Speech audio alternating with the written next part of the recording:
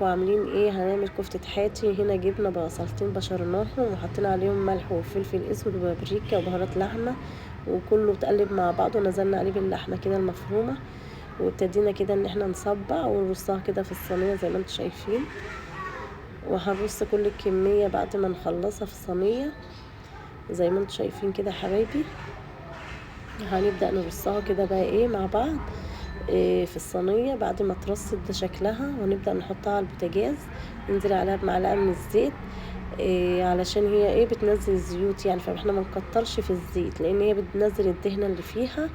وبنسيبها كده على البوتاجاز على نار هادية لحد ما تتحمر مع نفسيها، وبتبدأ بقى ايه تشرب كل السوائل من بعض يعني وكده. وده بيكون شكلها كده بعد ما طابت كده واتحمرت وخدت الوش الحلو الجميل دوت. وعملنا جنبها شوية مكرونة كده سباكيتي، وعملنا شوية طحينة، وقلينا شوية بطاطس. ويا رب الأكل يكون عاجبكم، وبألف هنا وشفا. ويا رب ما تنسوني في الاشتراك ورا في اللايك عشان القناة تكبر وتحلى بيكم.